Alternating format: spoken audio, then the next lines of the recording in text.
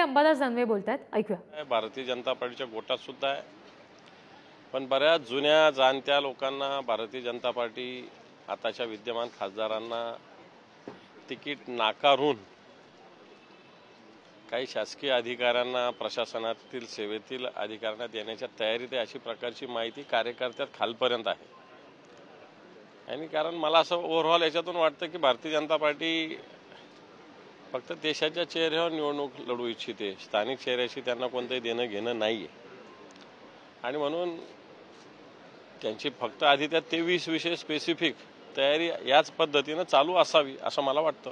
छत्रपती संभाजीनगरमध्ये आज वर्तमानपत्रांमध्ये मोठ्या प्रमाणात जाहिराती दिल्या गेलेल्या आहेत. फडणवीसांनी आरक्षण दिलं म्हणून आम्ही त्यांच्या सोबत आहोत आणि त्यांनी केलेल्या कामांचा एकंदरीत पाढा या जाहिरातीमध्ये वाचण्याचं दिसतं. मला वाटतं आता हे सगळं ज्याला म्हणतो आपण सगळं पूर वाहून गेल्यानंतर या सगळ्या गोष्टी सांगणं आहे.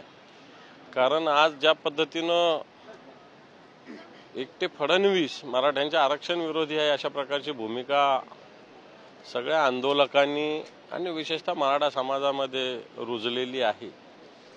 जाहिराती काय द्यायचं, येऊन सांगा ना म्हणा. फडणवीसांनी काय केलं हे वर्तमानपत्राच्या जाहिरातीपेक्षा एखाद्या गावात जाऊन भारतीय जनता पार्टीच्या नेत्यांना जाऊन सांगावं म्हणा, तुमच्यात ताकद आहे का, तुमच्यात दम आहे का. हे माझं त्यांना आव्हान आहे, चॅलेंज आहे.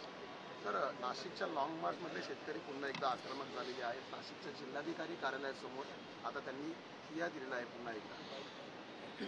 फक्त नाशिकच नव्हे तर महाराष्ट्रातील शेतकऱ्यांची मानसिकता आत्ताच्या घडीला अशीच सरकारच्या विरोधात आहे.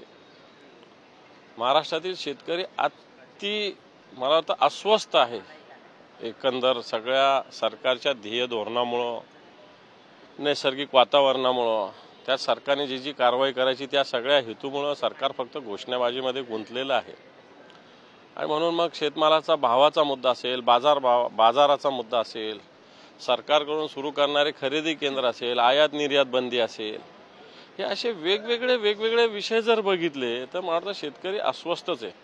त्यामुळे फक्त नाशिकच नव्हे तर महाराष्ट्रातील शेतकऱ्यांच्या मनामध्ये हीच नाशिकच्या शेतकऱ्यांची भावना आहे. सर, पंतप्रधान नरेंद्र मोदी आज यवतमाळ दौऱ्यावर आहेत महाराष्ट्रामध्ये आणि त्यांच्या सभेच्या खुर्च्या लावल्यात. त्याच्या मागे मात्र राहुल गांधींचे फोटो आहेत, त्यामुळे वेगवेगळ्या चर्चा सुरू आहेत. तुमची काय प्रतिक्रिया? नाही, ते कॉन्ट्रॅक्टरचं असेल ते, त्याच्यामुळे खुर्च्या काय राहुल गांधीच्या नरेंद्र मोदींच्या सभेला येतील अशातला काही भाग नाही. जो कोणी कॉन्ट्रॅक्टर त्याच्या खुर्च्या असेल, खुर्च्या थोडी कार्यकर्ते घरून आणत असतात, त्या खुर्च्या कॉन्ट्रॅक्ट, त्याच्यामुळे तसं असेल. त्याला फार काही राजकीय मला नाही वाटत करायची गरज आहे. ग्लोबल समिट कार्यक्रमात बोलताना अमित शहा म्हणाले की उद्धव ठाकरेंना मुलाला मुख्यमंत्री करायचं आहे आणि आता घराणेशाही करणारे सगळे पक्ष एकत्र आलेले आहेत. मला वाटतं ज्यांनी त्यांचा मुलगा काय कोणता जयेश शहा याला कशा पद्धतीनं क्रिकेट कंट्रोल बोर्डाचं अध्यक्ष केलं, कशा पद्धतीनं गुजरातच्या राज्यकारभारामध्ये जयेश शहा काय करतात, याचं उत्तर आधी अमित शहा साहेबांनी दिलं पाहिजे, नंतर उद्धवजी ठाकरे साहेबांना बोललं पाहिजे असं मला वाटतं.